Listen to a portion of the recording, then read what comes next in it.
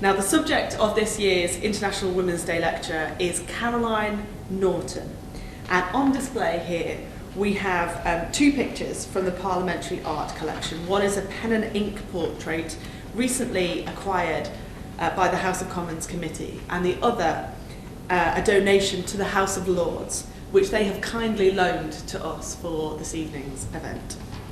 These two pictures are examples of an ongoing initiative not only to increase the representation of women in the collection, but also to collect images of women before 1918 who had significant influence on Parliament and its work. You'll understand the importance there that traditionally the Parliament's art collection has represented parliamentarians, but of course historically women weren't able to be parliamentarians before 1918, but that doesn't mean they didn't have any influence on Parliament itself and its work. Now, Caroline Norton is an extraordinary example of how women influence legislation, despite not having the vote, or as I've said, being able to participate as parliamentarians. So I am absolutely delighted to introduce our speaker this evening, Dr. Diane Atkinson, author of this book, The Criminal Conversation of Mrs. Norton. Diane Atkinson completed a PhD in the politics of women's sweated labour. She taught history before moving to the Museum of London, where she worked as a lecturer and curator. And she is the author of two illustrated books, Funny Girls, Cartooning for Equality, and Suffragettes in Pictures. Diane has written 3 biographies in addition to her biography of Caroline Norton. She's also published Love and Dirt, The Marriage of Arthur Munby and Hannah Colwick, and Elsie and Mary Go to War, 2 extraordinary women on the Western Front. Diane raised funds for a bronze statue of Elsie Knocker and Mary Chisholm, which was unveiled at Ypres in 2014. And her new book on suffragettes will be published in 2018. So we are delighted that she has agreed to give this year's lecture. Let me hand over now to Dr. Atkinson. Thank you.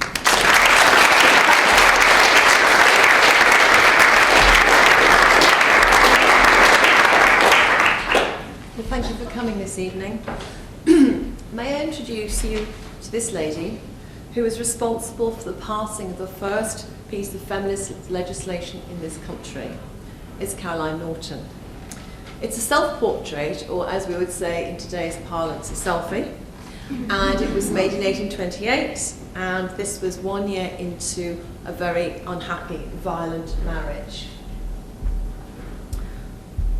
On the 17th of August 1739, alongside parliamentary decisions concerning prisons and prison discipline in Scotland, the police in London, and improving navigation of the River Shannon in Ireland, the first piece of feminist legislation in Britain became law. The Act's 4 clauses amounted to less than 400 words, but it changed the legal status of mothers with a good reputation forever. If a wife was legally separated... Okay, sorry, that's me.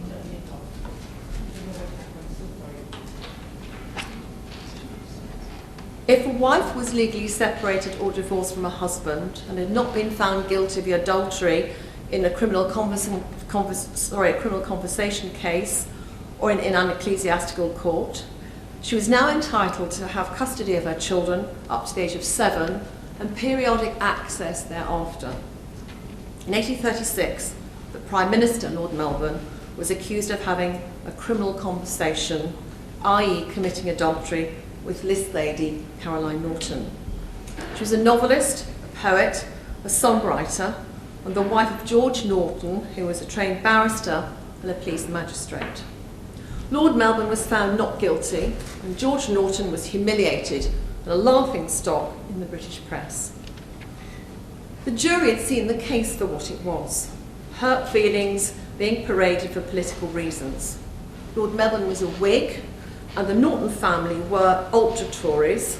Yes, there were ultra-Tories, and financial gain. Norton was suing Melbourne for £1 million in damages. Of course, Lord Melbourne was guilty, and had been guilty since 1831. In 1831, George Norton insisted that Caroline Norton secure a number of favours for him and his family, not least his job as a magistrate, which he was enjoying a nice salary and very few hours of work. But Caroline Norton fell in love with the Prime Minister, and in fact George acted as his wife's pimp. He turned on Lord Melbourne and his brother Lord Grantley and sued Lord Melbourne when his brother told him to do so. Caroline Norton was a great beauty. She and her sisters were known as the Three Graces. Let me introduce you to the Masher, Lord Melbourne, who was painted by Sir Edwin Landseer here in 1836. This was the year of the Crim Con case, and he'd been Prime Minister for 2 years. George's actions show us that he was really a puppet of his elder brother, the ultra-Tory Lord Grantley. He, in fact, drove his wife to Lord Melbourne's house. He turned a blind eye to the fact that Lord Melbourne spent most afternoons in his drawing room with his wife, which was conveniently close to number 10 Downing Street. A portrait of Lord Melbourne hung in their drawing room. And when Caroline's sisters called to pay a visit, he had instructed the servants to send them away if she was entertaining the Prime Minister, which she mostly was. When the not guilty verdict was given, Caroline Norton was locked out of her home, left with only the clothes she stood up in. George kept all her manuscripts, her family heirlooms, all her possessions, and of course her 3 sons. She was denied access to her sons, who were aged between 7 and 2, and this was the origins of her campaign for the Infant Custody Act, what would become the Infant Custody Act of 1839. In the face of this complete sort of destruction of her life and her reputation, Caroline responded by picking up her pen and going to war with the English legal system. This portrait was the previous portrait was commissioned by the Duke of Devonshire in 1835 and was by George Hayter. Now, frustrated by George's refusal to let her see her sons, she started her assault on Parliament by writing a pamphlet. It was rather a long-winded title. It was Observations on the Natural Claims of a Mother to the Custody of Her Children as Affected by the Common Law Rights of the Father. Abraham Hayward, who was a special pleader with Chambers in the Temple, canvassed on Caroline's behalf with the help of Mr. Sergeant Noon Telford to introduce a bill into the House of Commons, which would give judges the power to order that either of the parents should have access to children under 12. She didn't know Telford personally, but she's aware of how well he defended Lord Melbourne 9 months earlier in the Crim Con case. She said, "I could not choose a man whose talents and good feeling and weight with the House would give a better chance of success." The first reading in the House of Commons was announced at the end of April 1837. Mr. Sergeant Telford was indeed a splendid fellow, and the person on whom Charles Dickens based his character Tommy Traddles in the novel David Copperfield. There'd been an awful lot of upset and worry about the content of her pamphlet, and her publishers had panicked and dropped it, so she borrowed the money to have it printed privately. She was a great friend of Mary Shelley and had shown her first drafts, and in response to Mary Shelley's comments, Caroline wrote to her and said, "I improved the passages materially by her observations." Caroline had worried that Mary would think it was weak, and she would have liked to have written more hard-hitting prose, but she was advised by her sister Georgie that she should have the appearance of calmness and fairness, but Caroline did not feel calm. So by force of circumstance, Caroline had transformed herself from a socialite and a flibbertigibbet to a campaigner and an accidental feminist. Her emotional and intellectual development had matured with a sharper feminist focus. Her remarks to Mary Shelley, who was of course the daughter of Mary Wollstonecraft, reveal a woman whose personal experiences had brought her to a clear understanding of the invidious position of women and their unequal rights. She wrote to Mary, "Does it not provoke you sometimes to think how in vain the gift of genius is for a woman? How so far from binding her to her fellow creatures, It does, in effect, create that gulf across which no one passes.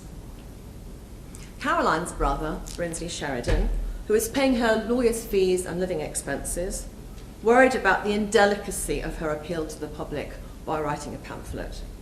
He fretted that no matter how carefully she worded her remarks about him, George Norton would take it badly. And of course he did.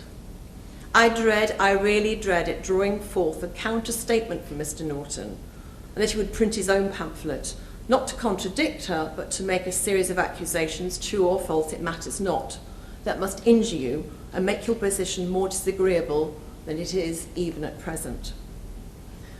Brinsley Sheridan knew that Caroline's flightiness in the past could alienate the conservative newspaper reading public, but she was sure that George Norton was universally despised and that no one would take his counterattack seriously. However, her brother was more worldly, and he knew very well how negatively she was held in certain circles. The first reading, remember, is due in April 1837. But on the 30th of March, George took advertising space in several newspapers, denouncing his wife, and of course Brinsley Sheridan as the elder man in the family. Their father had died years beforehand, had to respond. George had broken the rules of polite society and gone public with their troubles. Brinsley felt he had no choice but to refute the lies that George was peddling and to defend his sister's battered reputation. He denied that Caroline had voluntarily left home and said that George Norton's previous conduct to Caroline and her family had been obnoxious. Meanwhile, Caroline was waiting anxiously for responses to her pamphlet and for Sergeant Telford to introduce the Infant Custody Bill.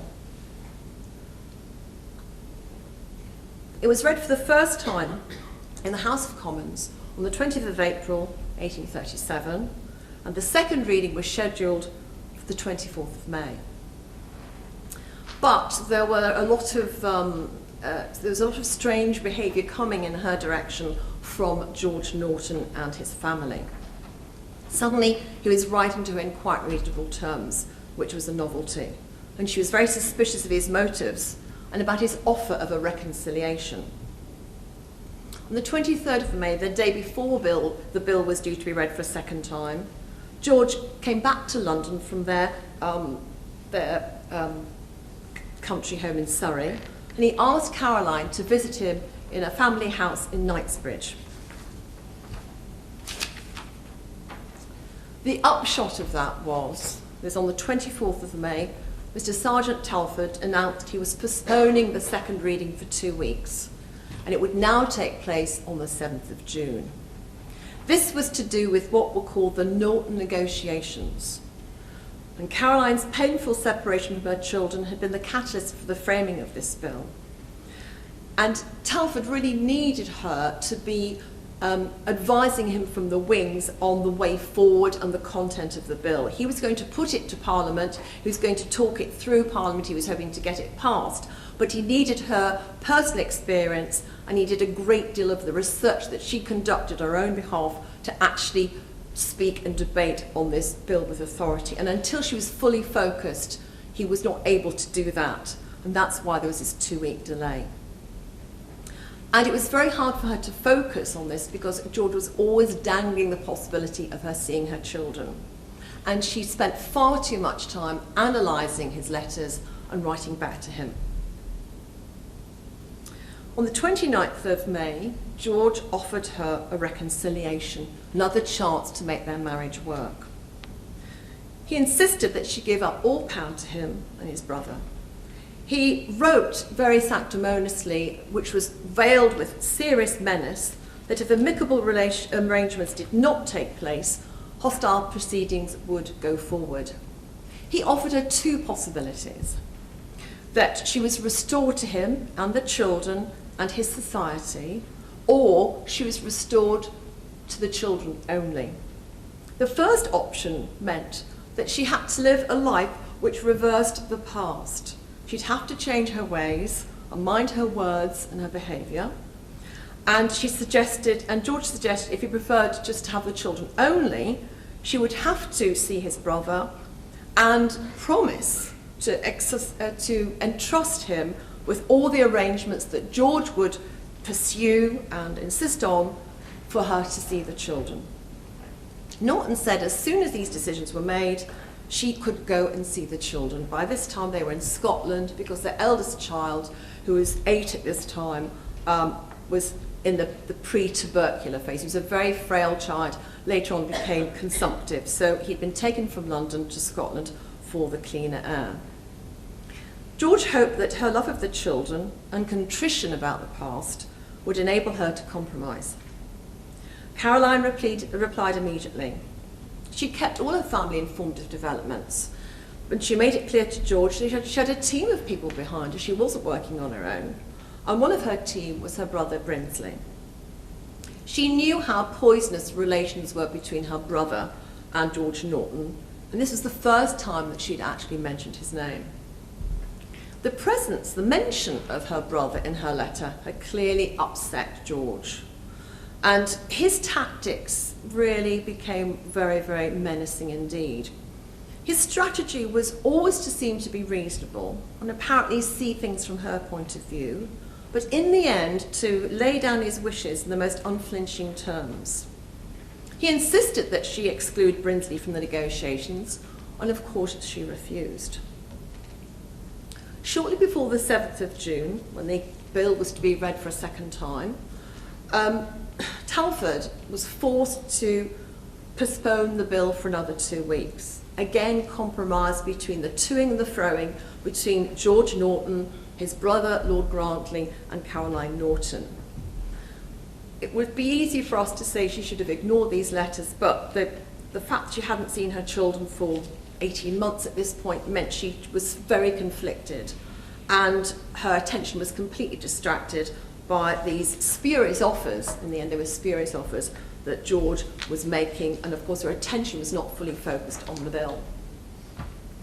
She threatened to make all his letters public, and he counter-threatened to publish his own account of the breakdown of their marriage.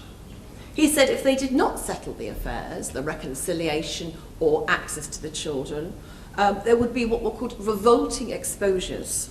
He would authorise an advertisement in the newspapers about her, and he and his lawyers would do everything in their power to make sure she never saw her children ever again. On the 9th of June, 11 days before Telford's bill was due to be read, Caroline still had hopes of seeing the children and kept communications open with George.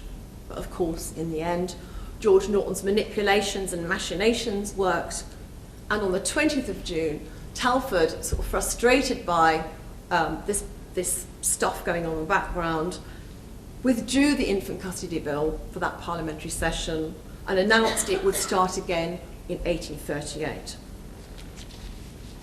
Now, there's a strange period when she was allowed to see her children, and they were allowed to visit her from their place in London.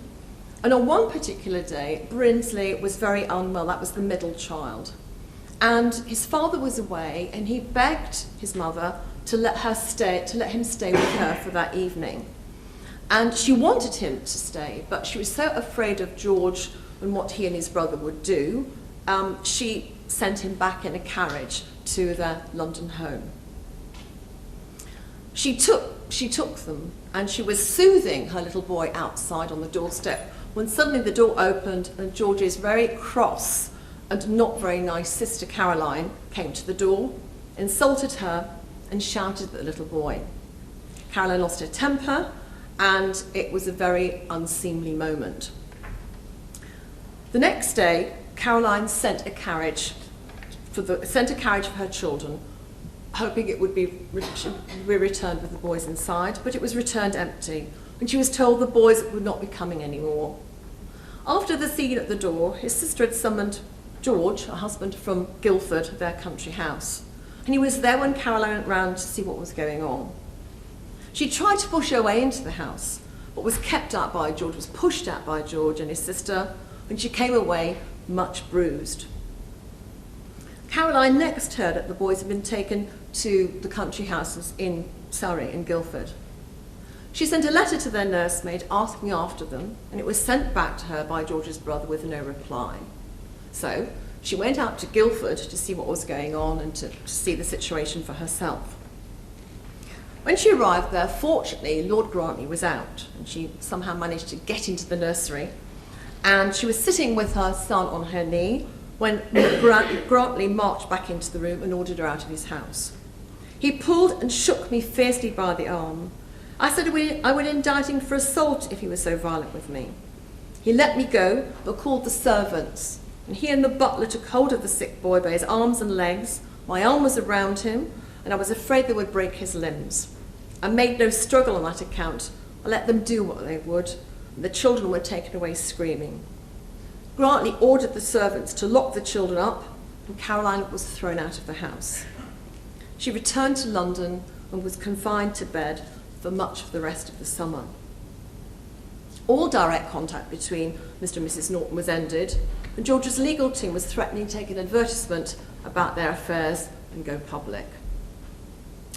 Norton and his brother had won this first round. The behaviour ensured that the situation was so frenetic and unstable that her focus on the infant custody bill was completely lost. In 1838, she had to start pamphleteering all over again. And a new pamphlet she wrote for Sergeant's Bill was called Sergeant Talfourd's Bill. It was called The Separation of Mother and Child by the Law of Custody of Infants Considered. She published it anonymously, although many guessed she was the author. The content of her pamphlet was as sharp and as clearly cut as a diamond. Although she fretted it might be too earnest and too womanish. It was eloquent, it was indignant and pithy, and unpicked the injustice of a mother's position when a marriage broke down. The law was made by men for men, and women were at the mercy of its power. Her pamphlet was written from the head and the heart, and only someone who had suffered as much as she had could have written such a fine piece of polemic. She pointed out that as the law stood, it recognised that the father, however inappropriate and immoral in his behaviour, had sole right to the custody of his children, whereas the mother did not. Caroline's pamphlet aimed to educate and raise consciousness about the injustice of the law. Many people assumed that on the breakdown of a marriage, a mother had custody of her children until they were 7 years old, but this was not the case. Due to the curious anomaly in the law, the mother of an illegitimate child did have custody, presumably because of the likelihood of the absent father being a deserter or perhaps a married man. But from the moment of birth, children born into marriage were the father's. A mother could make no claim for custody, as a wife had no separate legal existence. Caroline's pamphlet went on to point out that a father who was legally separated from his wife could deny the mother access to her child. Only he had any say on the way the children were brought up. He could appoint whoever he liked to look after the children. If the mother refused to hand them over, he could physically seize them. And a mother might have to hand over her children to be brought up by a woman with whom her husband, her estranged husband, had committed adultery. In Caroline Norton's view, the law was despotic on one hand and impotent on the other. She described how the law had surrendered its responsibility to the husband in a rocky marriage by giving him the incompatible roles of accuser and judge, which was a blatantly unreasonable situation, because the one man in the world who is least likely to be able to judge his wife with the smallest particle of fairness or temperate feeling, and he is the man to whom the real judges of land yield their right of protection.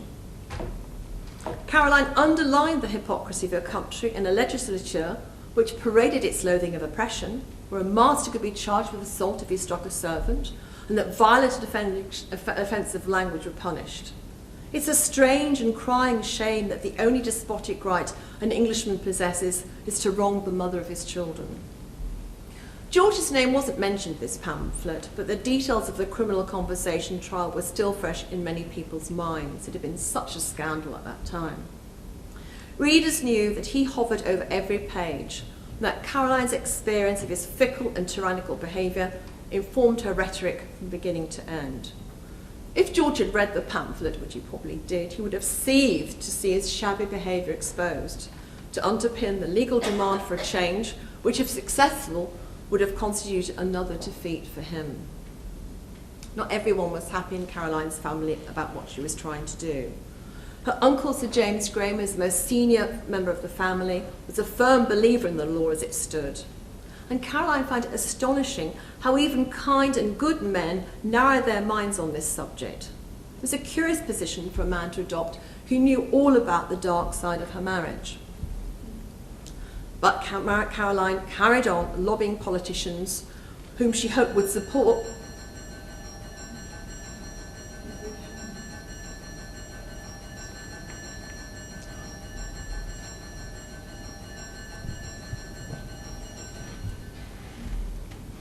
Caroline carried on lobbying politicians whom she hoped would support Talfourd's bill at her home in Mayfair. But it was a dispiriting battle. No one knows and no one cares, that's the fact. It's an unheard, lamenting and unequal struggle. The woman drops out of her place in society and happiness at home, as the leaf drifts from the tree to the ground, and no sound echoes it, and no eye follows it. The second reading of Talfourd's bill took place on May the 28th. The speeches against it exposed male prejudice about women who kicked against bad marriages. There's a widespread assumption that all women unhappy with their husbands were committing adultery. That was the only reason. And a fear that if the bill became law, it would be impossible to prevent unchaste women from getting access to their children. A blind eye was very conveniently turned to the fact that under the law, an adulterous father could take his children from an innocent, faithful wife and hand them over to his mistress. A recurring theme with those who spoke against the bill was that the idea that if any concessions were made, they would lead to the most dreadful changes.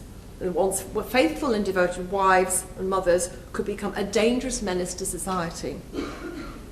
However, amazingly, in a low turnout of its 685 members, the bill passed its second reading by 91 votes voted for it and 17 against.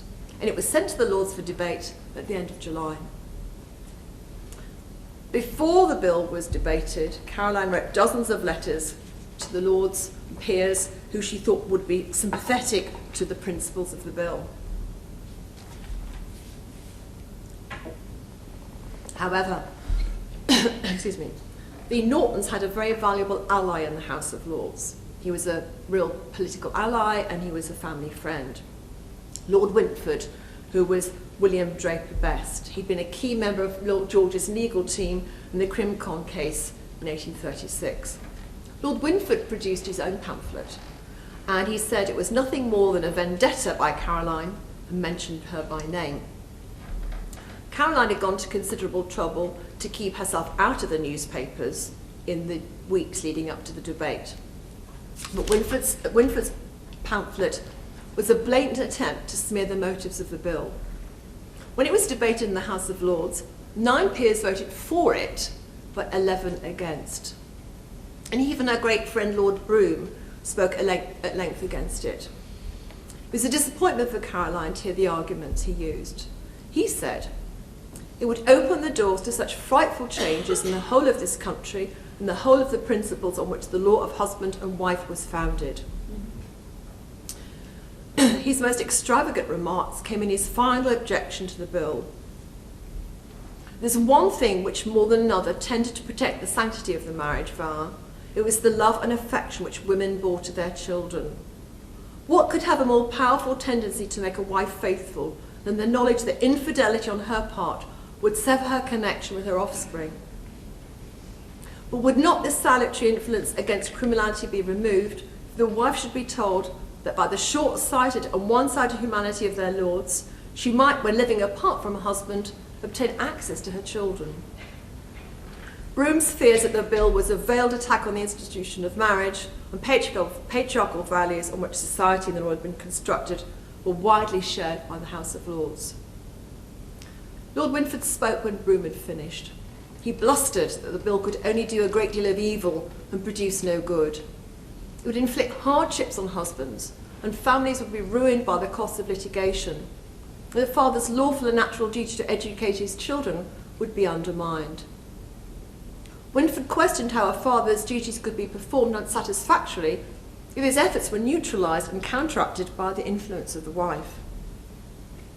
As well as encouraging adultery, the morals of the younger generation would also be corrupted.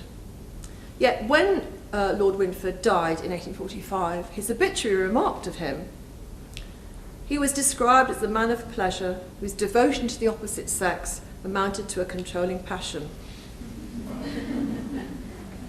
No surprises there. As well as everything else that's going on in her life, Caroline had to deal with a great deal of flack that was flying around in the Tory press. There was a periodical called the British and Foreign Review. And hiding behind anonymity, several of her enemies called Caroline a renowned, it's a difficult word to say this, agitatress. And she'd written this pamphlet all about sexual equality. That's all she wanted. She denied, Caroline came on the attack again, and she denied she was a feminist or an advocate of full equal rights for women. And the following sentence I'm going to quote is often used to describe her fickleness, really, but I think people mistake this sentence. I think she's being ironic, so I'll let you judge for yourself. This is Caroline. Remember all the stuff I've said before. "I believe the beauty and devotion of a woman's character may need to depend on the consciousness of her inferiority to man, and that the greatest suffering that a right-minded and pure-hearted woman can feel is being unable to respect, look up to her husband." You decide. There was also some other smear campaigns flying around in the same journal week after week. She was outraged by the offensive innuendo that she and Talfourd were lovers, that he had only become involved with the issue because of their sexual intimacy. She insisted her interest in the bill was not contingent on her own misfortunes, and it would not end with them. She had always believed that it was a gross injustice for a mother to be denied access to a sick and dying child. Caroline had correctly anticipated the reactions to her answering this article. She'd be criticised for seeking publicity, but if she ignored it, people would think it was true. She looked into the possibility of suing the periodical, that Tory periodical, but she learned that a woman was not allowed to sue for libel in her own name, because such a case would have to be brought by her husband. Caroline had been bruised by the defeat of the custody bill in the Lords and was ready to start again, amazingly. And she started writing a new pamphlet at the end of 1839, ready to relaunch a new attack for the bill in 1839. This third pamphlet was called A Plain Letter to the Lord Chancellor on the Infant Custody Bill, and she wrote it under the pseudonym of Pierce Stevenson Esquire. It's interesting because the Times devoted 2 columns on this pamphlet in January 1839. It said it didn't wish to open a controversy on this complicated subject, but it referred to the arguments for the measure, also in brief, but it extracted, and this is really important, it extracted a sizable chunk of the narrative from the pamphlet concerning the true story of the background of Mrs. Norton's case. It contrasted the good luck of the defendant, Lord Melbourne, in 1836, with the unfortunate condition of the lady, who, if the verdict meant anything, was equally acquitted. For the first time, Caroline Norton's story was being told in the press, and it was a shock. The details of her efforts to see her children and her husband's recalcitrance were now on public view, and they were materially helpful in improving the chances of the success of the infant custody bill. Caroline also lobbied publisher John Murray, asked him to speak up for her and her cause. She was nervous about the forthcoming parliamentary session, and she told him she needed all the help she could get. It is so easy to crush a woman, especially one whose reputation has already been slandered. I entreat you to use your influence to prevent my name, which is going to be the watchword for insult and cruel abuse from being any more alluded to. Caroline was smarting and livid at having been recently described as something between a barn actress and Mary Wollstonecraft. The man who made this bizarre comment was a man called John Mitchell Kemble, who is a brother of her friend Fanny Kemble. He was a precociously clever man, and he's one of these guys who couldn't work out whether he was going to be a barrister, or a politician, or a clergyman, or a mathematician, any one of those three. And it's odd that he turned on her and persecuted her, because she was a close friend of his sister. So Caroline was also suffering a personal attack on her integrity from certain quarters, and also people were attacking her to get at Lord Melbourne. In March 1839, Caroline had to put all her focus on Sergeant Talbot's third attempt to get the infant custody bill onto the statute book. Well, here we go again. There's another offer from George to allow her to see the children. And a pattern, obviously, has emerged ahead of this issue being discussed in Parliament. There'd be notes and letters, and there'd be tears and tantrums and protestations on his part. Meetings would take place, and possible access to her three little boys would be dangled. George would agree to pay her debts, which he was liable for. The intention was, there was never any intention to let her see the children. The intention was to upset her and distract her from Parliament and working with Talbot on the bill. In the spring of 1839, a man called Nathaniel Ogle, who was a barrister, was hired by Brinsley Sheridan to help Caroline wrestle with George and his family and help her with the infant custody bill. He was a kind and generous friend, and she briefed him all the way from her drawing room in Mayfair. She sent him sheaves of notes and previously unknown details of George's behaviour, his attempt to borrow £1,500 at the time, about £500,000 in today's money, prior to suing Lord Melbourne for criminal conversation. So in a way he was blackmailing Lord Melbourne and asking for this vast loan, and Lord Melbourne refused, and that's how one of the factors around the criminal conversation case. An unnamed witness gave sworn evidence to George's lies and cheating behaviour, and there was also mention of him having a mistress too.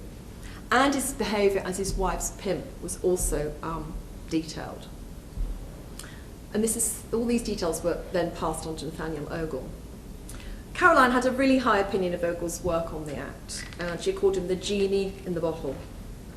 She advised Ogle from her drawing room and who to lobby and how to lobby for the bill, always asking him to burn her letters. Nathaniel Ogle's efforts succeeded, and in April and July 1839, the infant custody bill was read, debated, sniped at by the old guard, and amazingly passed into law. Hooray! On the 17th of August, it went onto the statute book, and at last Caroline's work was done. But that was by no means the end of the story and the end of work for her. And it was certainly not a means by which she could see her three sons, because George Norton took them to Scotland and the law didn't apply to Scotland. She wasn't surprised. Other mothers benefited from the change to the law and what she had worked so hard for, and she was happy about that. In fact, Caroline Norton wouldn't see her sons again until 1842. So that's 6 years, really, from the Crimcon case. And then only 2 of them were alive. Her youngest child, Charles, aged 9, died of neglect. That's exactly what he died of. In fact, it was tetanus, but it was neglect. He had a riding accident, and his arm wasn't properly bathed. There was nobody really looking after the children properly. It was a terrible situation. She was summoned to his deathbed, but arrived too late.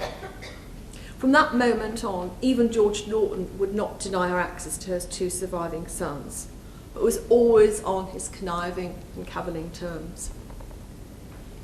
Emboldened by her success in 1839 and frustrated at being able to get away from this marriage, she couldn't divorce him on a legal technicality, so she worked so hard to separate herself from him.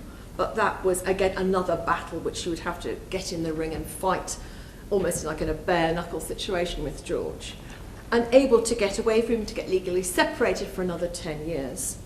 The only way Caroline could escape from this marriage was if George Norton died before her. And he wouldn't die. He just wouldn't die. In fact, he didn't die until 1875. But, of course, that didn't stop her campaigning on other matters which have direct relevance to her and to the wider female community. So what did she do? She picked up a pen and she went to war against the legal system, and she was very centrally involved in a number of clauses of the 1857 Matrimonial Causes Act, which made marriage, divorce easier slightly to acquire, and it took divorce away from the church and into the civil courts. And her pamphleteering and research and lobbying also materially influenced the Married Women's Property Act of 1870. Thank you.